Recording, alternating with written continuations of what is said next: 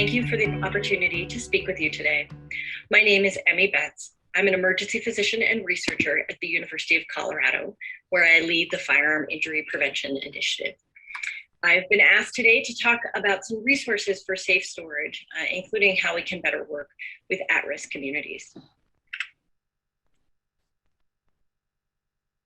I want to start from a place of, I hope what you've heard throughout the sessions today, which is that really none of us wants firearm-related injuries or deaths in our homes, in our families, in our communities.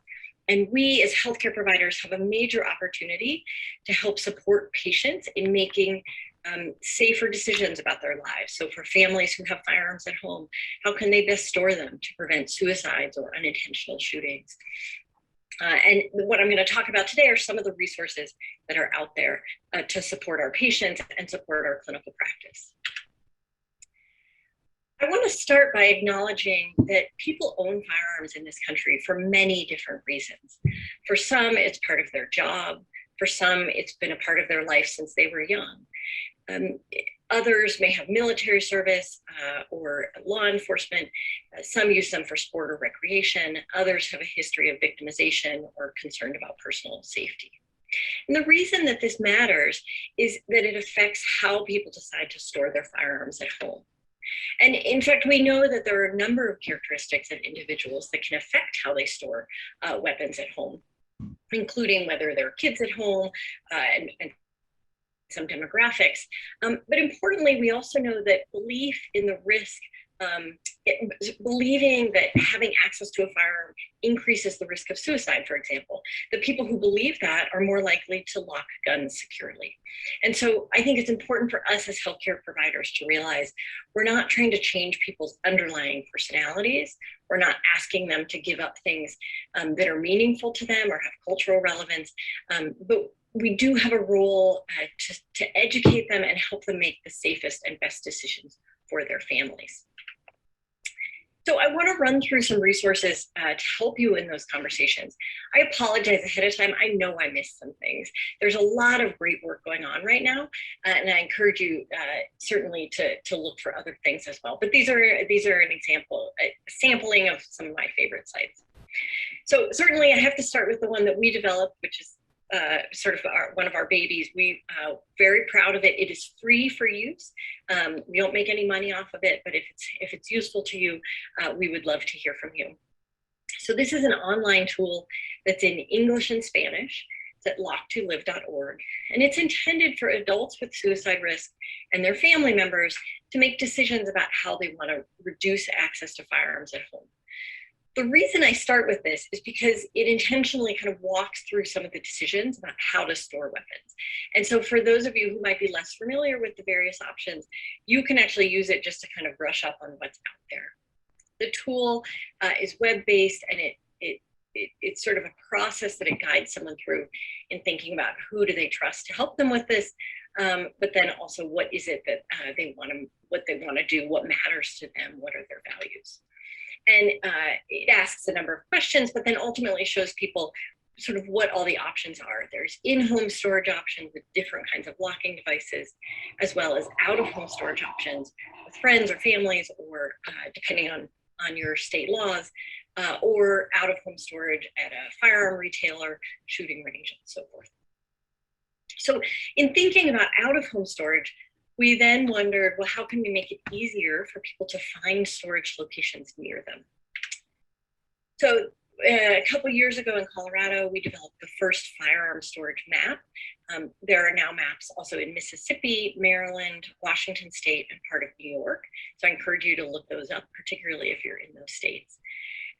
What these are basically a listing of places that say that they are willing to at least consider out-of-home voluntary storage of firearms for people.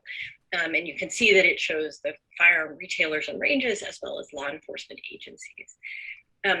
We don't know yet if people use these maps. We don't know if they change behaviors and so forth, but they are a resource for you in learning what's near you. If you don't have a map, don't worry about it. What I encourage you to do, though, is call the gun shops, the law enforcement agencies around your practice area, and ask, do they do temporary storage of firearms on a voluntary basis? Because then you can share that information with your patients and point them to a local resource.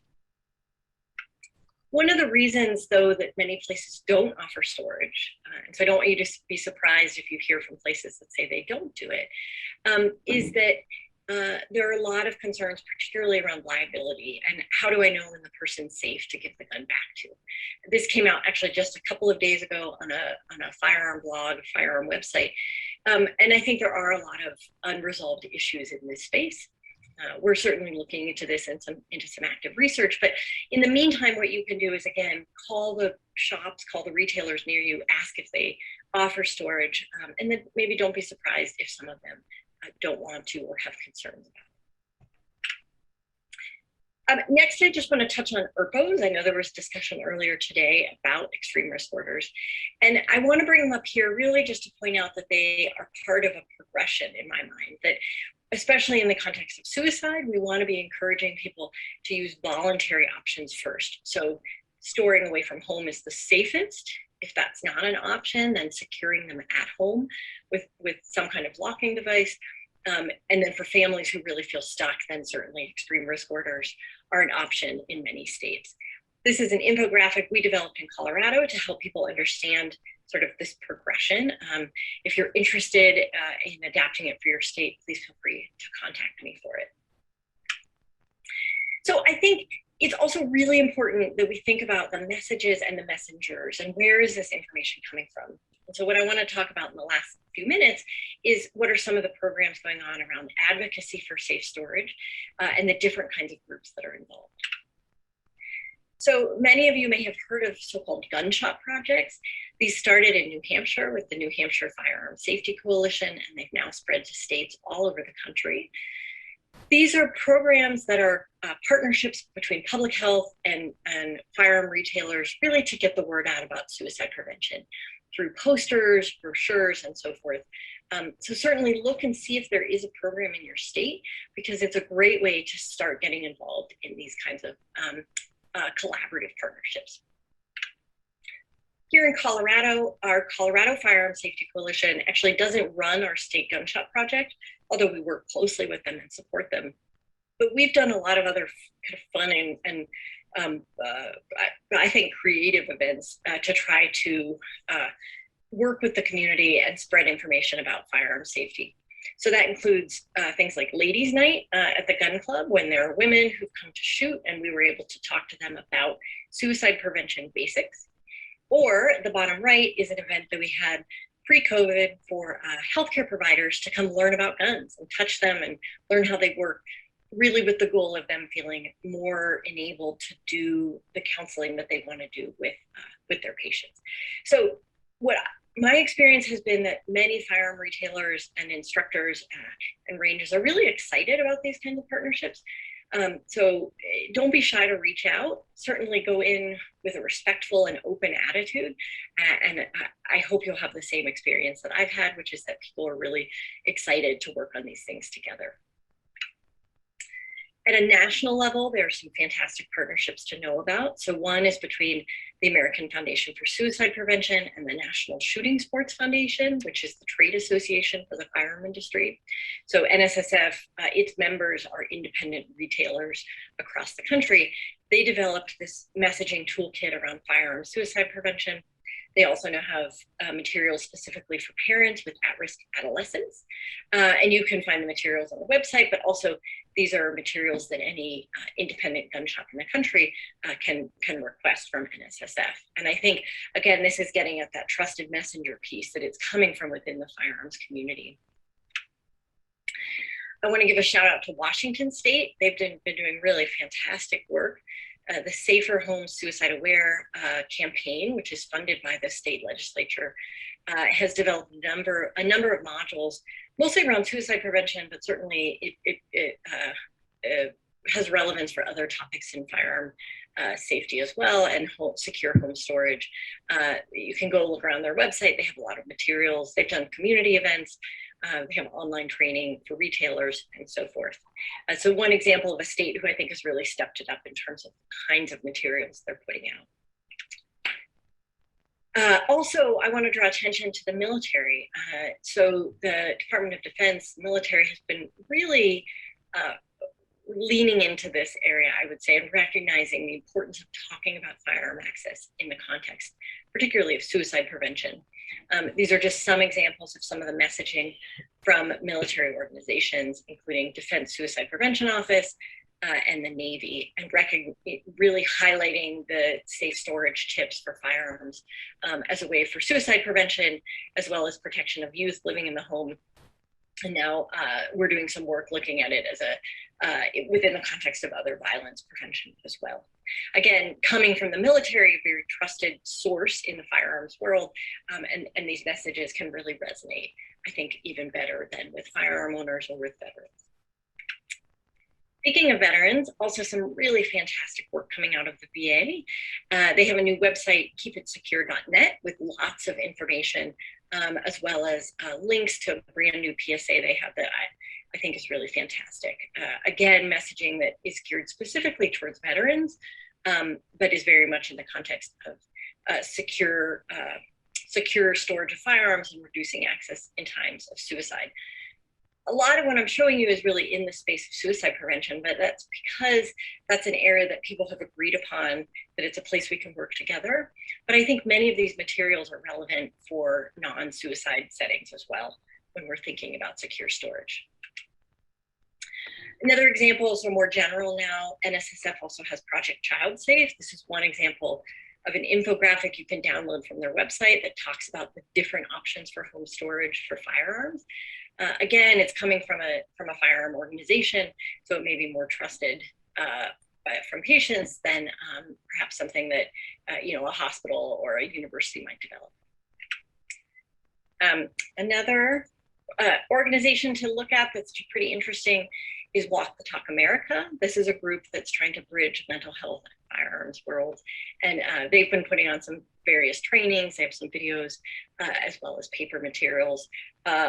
Again, supporting secure storage of firearms during times of risk. Hold My Guns is another group to check out, pretty interesting. They're doing a lot of support for temporary voluntary out-of-home storage from within the firearms community. There, I think, at holdmyguns.org. So also some universities that are really involved and have great resources. University of Michigan, the FACTS Consortium, has really wonderful both databases and sort of up-to-date information and research, particularly around pediatrics and firearms. But they also have some infographics as shown here, as well as some online trainings for people who are interested. Johns Hopkins and the Johns Hopkins Center for Gun Violence Prevention and Policy also has some information, sort of Firearms 101, some videos, as well as some other information on their website, as you can see here. The New Jersey Gun Violence Research Center also has some information, including a new safe firearm storage video. So again, you can go there, and they've got other kinds of resources as well, but in particular, their new video. And last, but certainly not least, California can also get a shout out for their state-funded project, the Bullet Points Project, which is really geared for clinicians, clinical tools for preventing firearm injuries. So very much what we've been talking about all day today. They have some information in both English and Spanish around secure home storage and options for reducing access to firearms. That was a whirlwind of resources that I hope will be useful to folks. Again, apologies to any of the groups that I left out. I find it really exciting to see how much is being developed and has come out in just even the past few years. Because I think the more we can do to reach the many communities who are firearm owners and reach them in ways that are respectful and effective, the more good we can do in preventing injuries and deaths. Thank you for your attention today, and I'm happy to be reached later by email if you've got any questions or comments. Thank you.